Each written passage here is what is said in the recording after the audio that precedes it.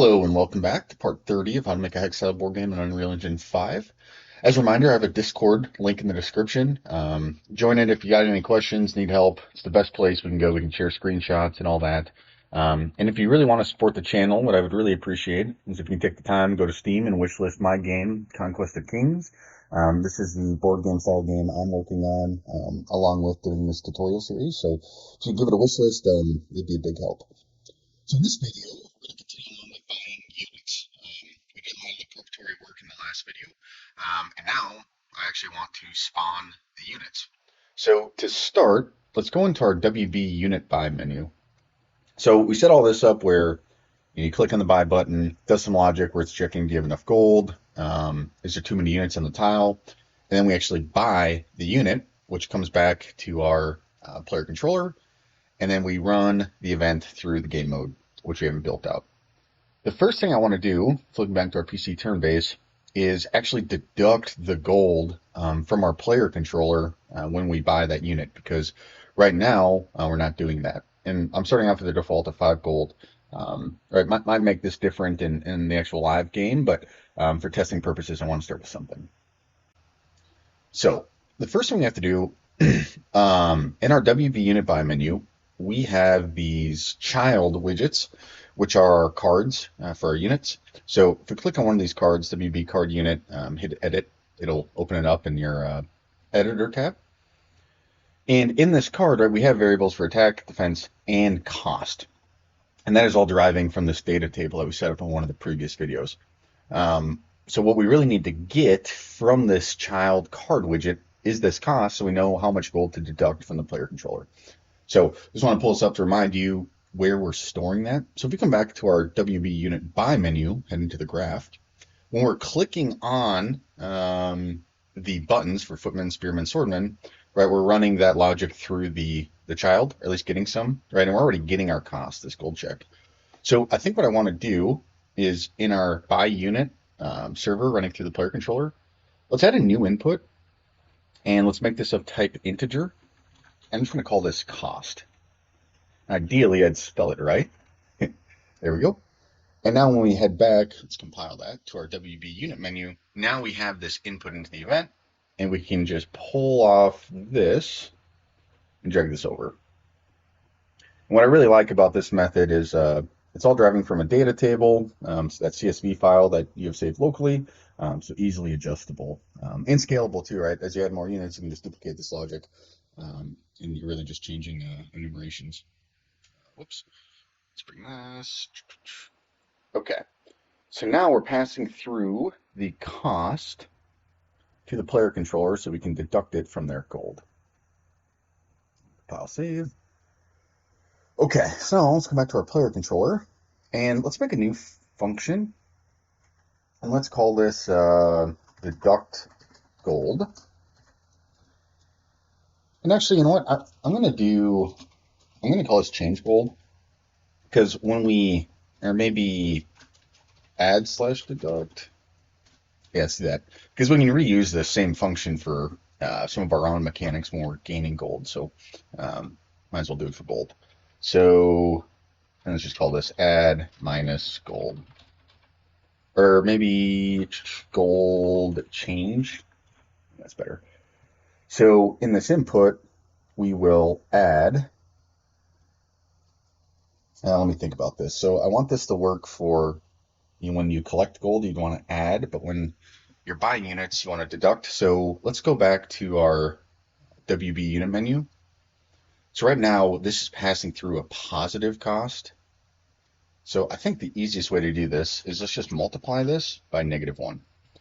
Right, you could just minus there, but the reason I'm doing this is I just want to use the same function for adding gold and subtracting gold. And since this is a cost, we need to just make it negative so that when we add it to our existing gold, it'll obviously work as a subtraction.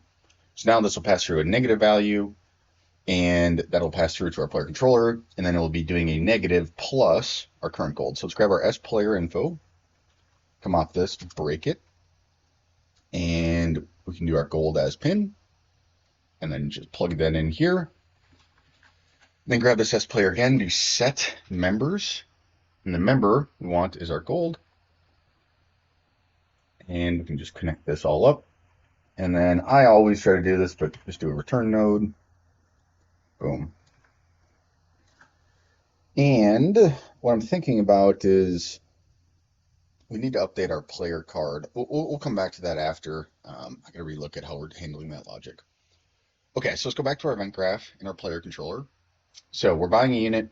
We're getting our reference to our game mode. But maybe before, actually, we're going to do it after. This should always return valid, but in the event that it doesn't, for whatever reason, the unit won't spawn, right, because it'll come off this non-valid. So I only want to subtract the gold if it is valid. This should happen 100% of the time, but just to prevent any weird bugs. So after the is valid, we'll drag in our new function, add deduct gold. Plug that in here, here. Because I get OCD about this, I'm going to just slide some of this stuff around. And plug in our cost. Just reroute this like this. Okay, good. So now we should be deducting our gold when we spawn a unit. Now I want it to update our player card. So now let's get this to update our player card. And we need to kind of go through that a little bit. So let's go to our widgets and let's organize this a little bit. So I'm gonna make a new folder. I'm gonna call this battle WBs. So like this battle begin, the outcome, the preview, the resolution. I'm gonna dump those into this folder. Player card, player HUD, game over. We can leave these for now, but just to kind of declutter this a little bit. And let's open up our player card. So we have some functions like update gold or team color, update number of sacred sites, all this. The way our logic works right now in our game mode is if we have the correct number of players, we start the game, we update player cards. This loops through all of our player controllers. And then on each player controller, we're clearing all of our existing player cards and basically recreating them. This will work to get updated data, but or information, but we really shouldn't need to do this every time. So what I'd like to do is as a player's gold changes, let's just change the gold variable on the player card, but we have to do it for every player controller so everybody can see it, right? Both client and server. So what we know is in our player card, we already have a function, update gold, and this is bound to this text value here. Where's our binding? Yep, gold. So we just need a way to update the player card directly and for the correct player controller, which our player cards have this player index already. So I think what we'll do is this is actually a good opportunity to use our game state, which we really should be using for some of the stuff already, but yeah, I've just neglected it. So the game state, the biggest difference is the game manager is supposed to be managing, right, everything that's going on, right? It's supposed to be giving orders to other blueprints and actors and things like that. We're using it for a lot more, which it works, it's fine, but really that's how it's supposed to work. The other difference is the game mode only exists on the server, whereas the game state exists on both the server and the client. So all to say is the game mode should be dictating to the game state what to do when you want it to interact with the client. Now we're bypassing that and doing some things in here, and it's fine. But I'm learning more about game state too, and trying to do it right. So I think this is a good time to probably use this. So what we'll do is let's come back into our PC turn based, and when we add or deduct gold, we will send this request to the game mode. So let's bring in our game mode ref, convert this to a validated get, plug this in off the non-valid. We'll connect this return node, even though it will have failed. And let's come into our game mode, and we can add let's add two functions. One, let's do get GS, and then second, let's do update PC's gold. So first thing we need to do in our game state is let's include a new variable. So let's do GS.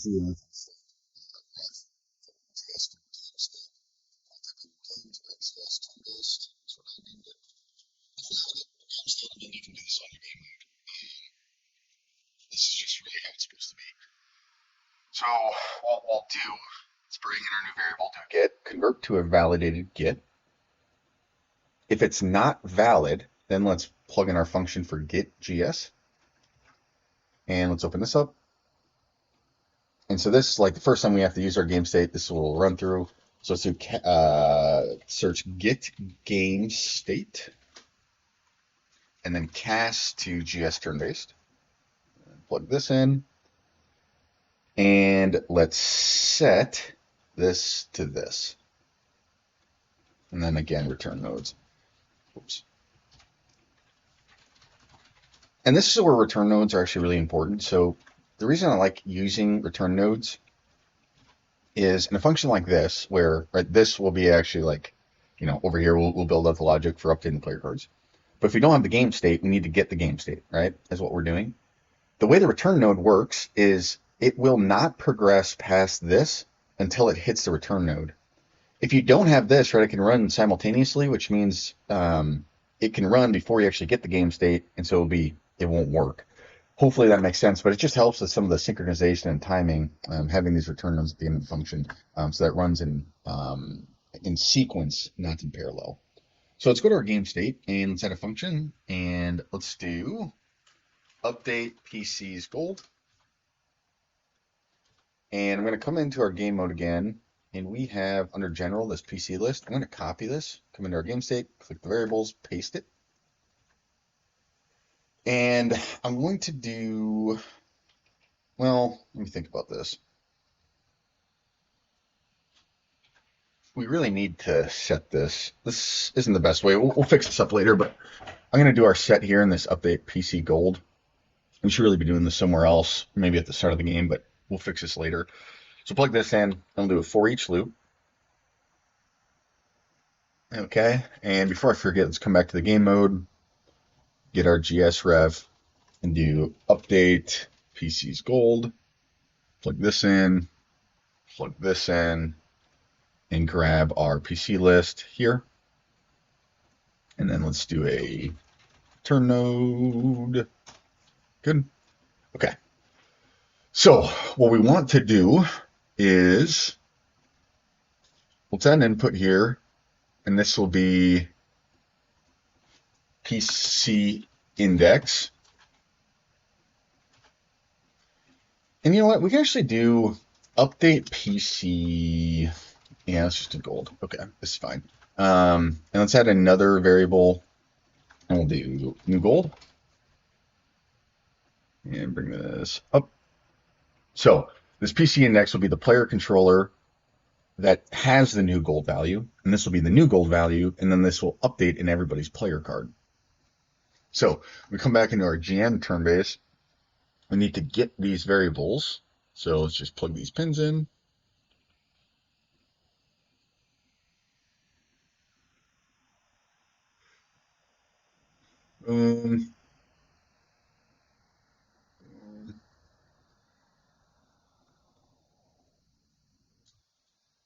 And let's flip back to our PC turn based. So the function we want to run is update PC's gold.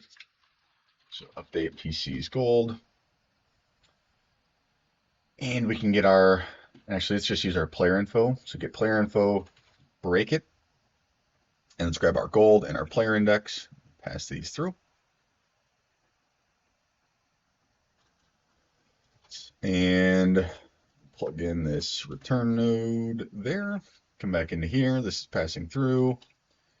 So now for each piece or player controller, we want to update this player controller index's player card with this new gold value. So our HUD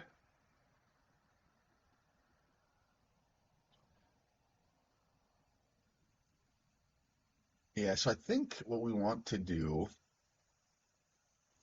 writing the children to this vertical box player cards, but it might be good to actually store these as a variable. Let me think about this. So we have add player card, clear player card.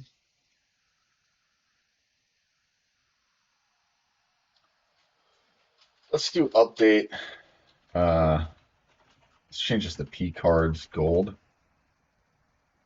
I'm going to, just to shorten this a little bit, I'm going to change all these just to P card. P for player. Let's put these in a category. Player cards.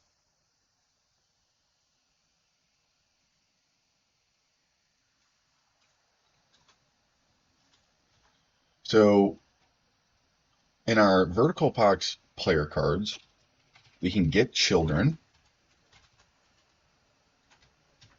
get all children, and I think we can do for each loop. And then can we cast? I think this should work. Cast to player card.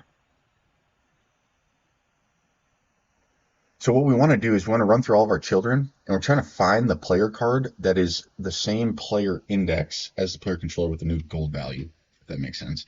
So just get player index, and then does this equal, and we'll add this as an input into the function, and this input will be PC index, and we'll add one more input as well, which will be new gold. And we'll make this an integer. So if the player index coming through equals the player index of this card, if that is true, then let's update gold, which is a function that we already have set up in our player card. Update gold. Very simple.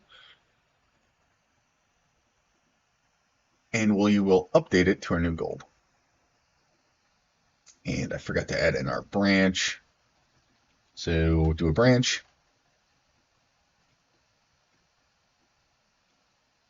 Put it in here. True. Here. Okay.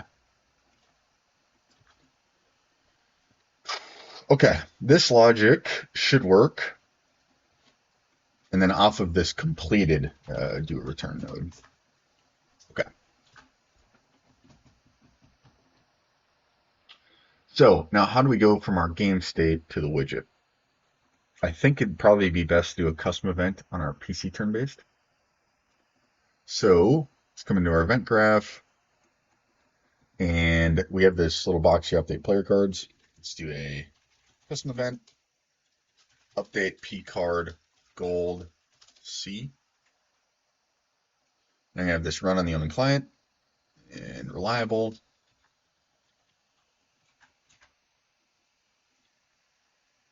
It's important that you have this run on client as well, particularly for the clients.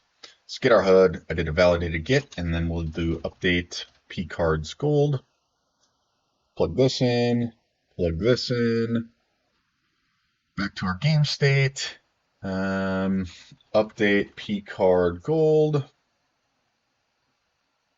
This, plug this in, off to complete. Turn node. Okay. A lot of logic here. Well, a lot of steps. It's really not very complicated, but let's just run back to this. So we add deductor gold, updates our player info structure. We tell the game mode, hey, we have a new gold value. Game mode tells the game state, update all of the player controllers for this new variable. This new gold variable.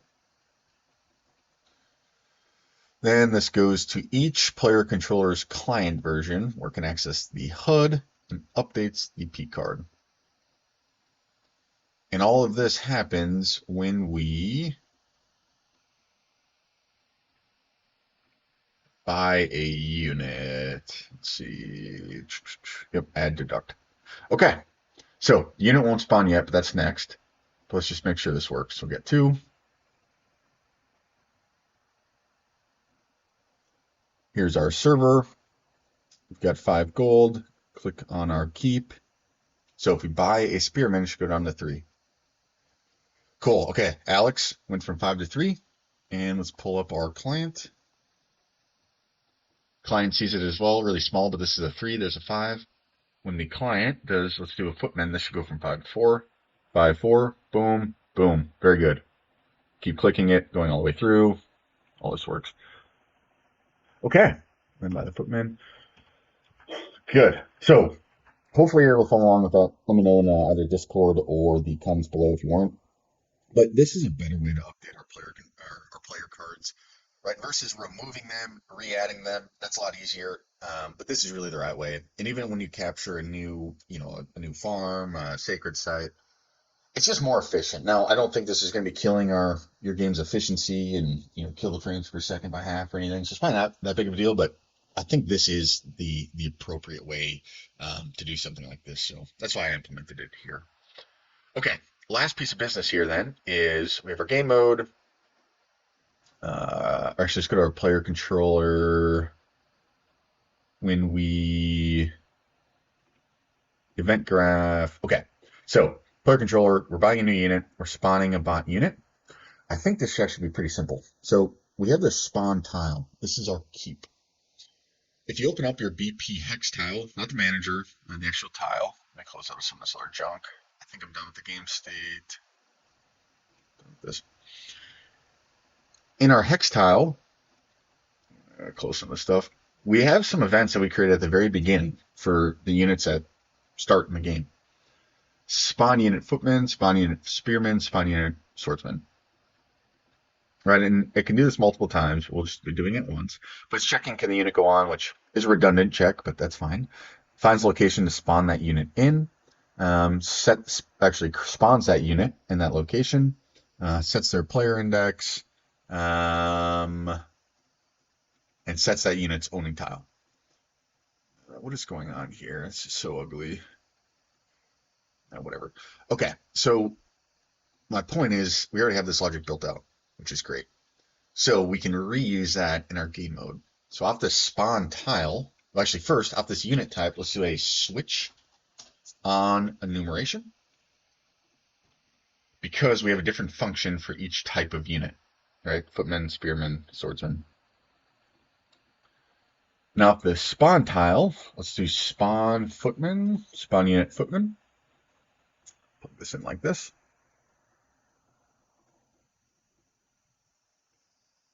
And then for the spearman, spawn spearman.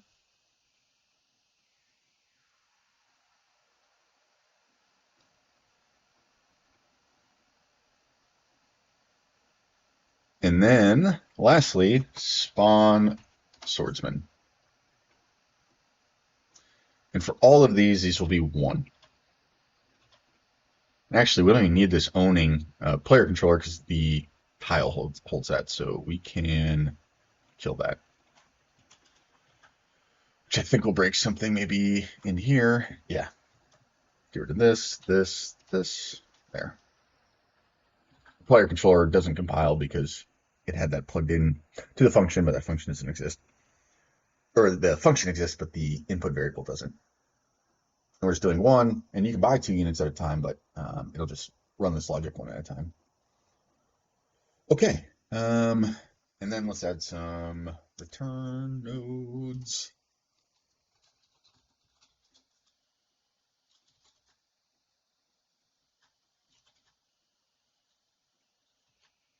Okay, moment of truth.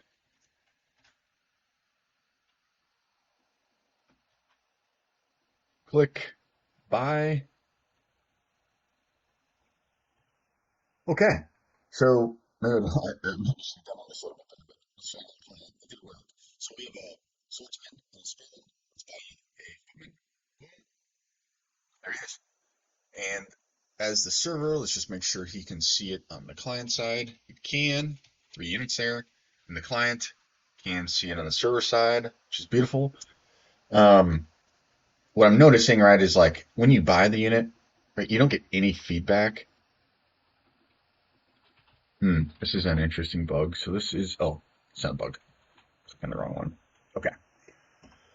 You don't get any feedback. So I think what I want to do, let's come back into our buy menu. When we buy a unit, let's hijack this error message. We'll see what this looks like, but it's like this. Boom, boom, boom. Bot 1, footman. Copy this.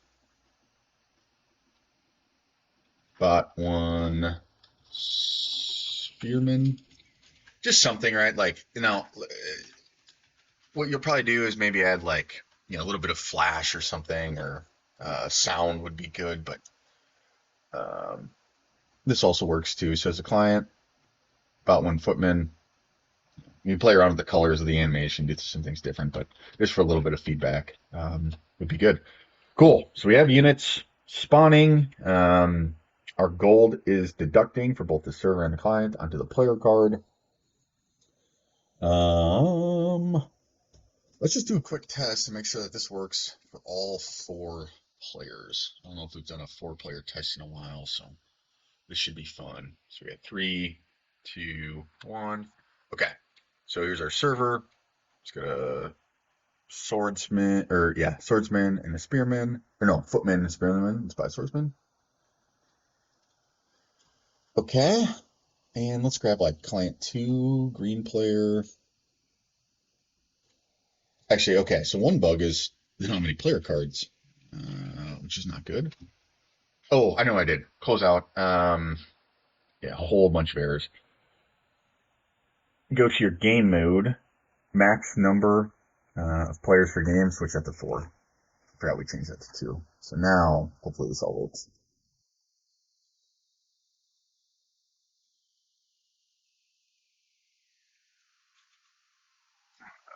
Man, okay. So things are really going haywire. Number of players per game, 4.